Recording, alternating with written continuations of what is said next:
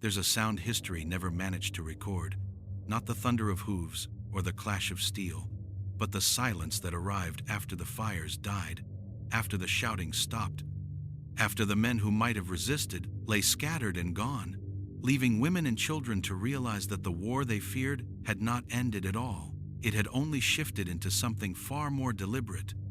If you want more hidden history like this, make sure to like, share, and subscribe so we can keep uncovering these stories. What follows is not a tale of ordinary conquest, but the story of a system so calculated it became the most efficient engine of cultural destruction the medieval world had ever seen. A machine built not only to defeat nations, but to erase them, and at its center was a set of policies aimed directly at women, turning their bodies, their identities, their futures into tools of domination. Millions of people alive today carry genetic traces of that machinery, living reminders that what unfolded was not random brutality, but a strategy refined over decades. By the end of this video, you'll understand how cities with 500,000 inhabitants vanished, how languages that had flourished for centuries fell silent, how civilizations collapsed within a single generation, and why women teachers of culture, carriers of memory, guardians of tradition, became primary targets in a campaign designed to shatter the world from within. This is the Mongol terror machine, a system that transformed fear into a weapon sharper than any blade. And once you see how it worked, you'll never look at history the same. The question historians have asked for centuries is simple. How did a nomadic people, numbering barely 1 million, conquer regions with populations 50 times their own? The answer is not tactics, not weapons, not horses. It was engineered terror, a psychological technology that treated human behavior like a battlefield. Messages carried ahead of the army promised safety to those who submitted and destruction to those who resisted. And those words were not threats delivered in anger, but policy designed for maximum psychological effect. Fear travels faster than any rider, and the Mongols mastered its speed, understanding that one spectacular act of devastation could eliminate the need for 10 costly battles. Cities became symbols. The more cultured, wealthy, or sacred a place was, the more powerful its fall would be as a warning. When great centers of learning and commerce collapsed, other cities interpreted their destruction as a prophecy. If even those giants could not stand, what hope did anyone else have? The Mongols had learned, through trial and error, which forms of punishment made rulers surrender, which gestures broke morale, which actions spread whispers into neighboring kingdoms. But the collapse of walls was only the beginning. The next phase targeted the survivors in ways designed to fracture societies at their core. Women in conquered cities were separated, displaced, and absorbed into foreign households, not merely as spoils of war but as instruments of assimilation. Children born from these unions inherited the conqueror's identity, language, and worldview, severing their connection to the culture their mothers came from.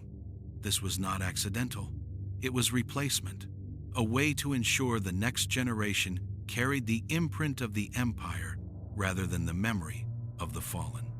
Over centuries, this left a measurable genetic footprint. Millions today trace their lineage to a handful of men from that era, evidence of a demographic strategy that reshaped whole populations. If you're enjoying this story so far, don't forget to like and subscribe. It really helps the channel. Yet, biological assimilation was only the first layer. The Mongols also understood that cultural memory could be dismantled through humiliation, by striking at symbols of dignity and identity. Public degradation of high-status families sent a message more devastating than any battlefield defeat. Your leaders cannot protect you. Your traditions cannot shield you. Your spiritual and cultural foundations have failed. This was psychological warfare at its highest level, orchestrated publicly so that fear spread even among those who had not yet seen the Mongols arrive. But the system extended further. During sieges, captives, from previously conquered settlements were sometimes forced ahead of the army, creating impossible choices for defenders and eroding their moral and emotional strength long before the walls fell. Those who survived were transported across vast distances, scattered into markets and communities far from their homelands. The Mongol Empire, stretching from the Pacific to Eastern Europe, created one of the largest forced migrations in world history, redistributing people so widely that ethnic identities dissolved within a few generations. Women, especially, were absorbed into unfamiliar societies where their original languages, customs, and beliefs had no place. Their children grew up speaking new tongues, practicing new religions, living new lives unrecognizable to the ancestors whose stories they no longer knew. But even that was not the final blow.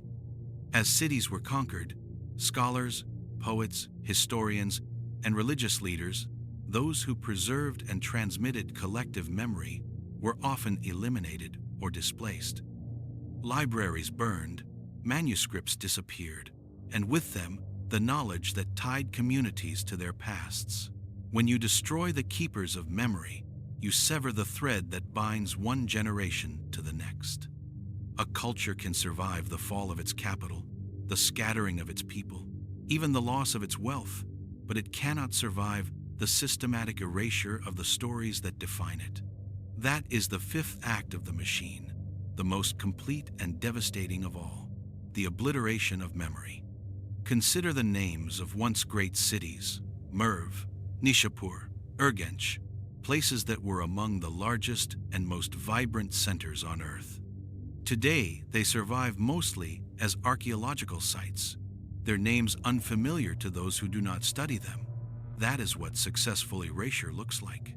The Mongols understood something profoundly unsettling. To destroy a civilization, you don't need to kill every person in it. You only need to break the mechanisms that transmit its identity.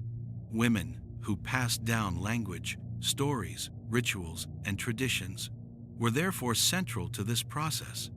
When they were displaced, assimilated, stripped of their cultural roles, or silenced, entire lineages lost their connection to the world that came before. Within 2 or 3 generations, a people could vanish not in a dramatic instant, but in a quiet fading. So how did 1 million Mongols conquer 50 million people? They built a terror machine that made surrender more rational than resistance. They developed a system: biological assimilation, psychological humiliation, strategic manipulation of captives, mass relocation, and the destruction of cultural memory that dismantled societies from the inside out.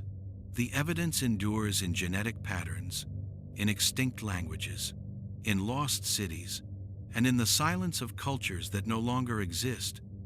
The Mongol conquests killed tens of millions, but the deeper story lies in what they changed, not just in who they destroyed.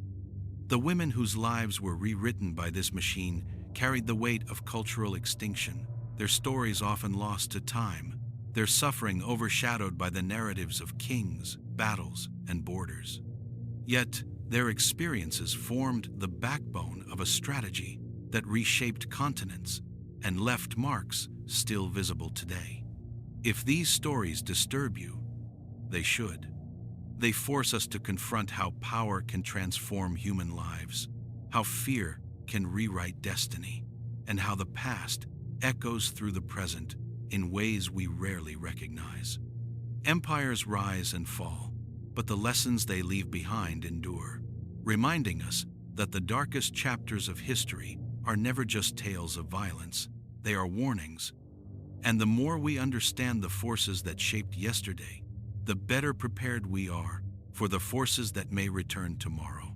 If you want to ensure these forgotten voices are never lost again, please like, share, and subscribe for more untold history.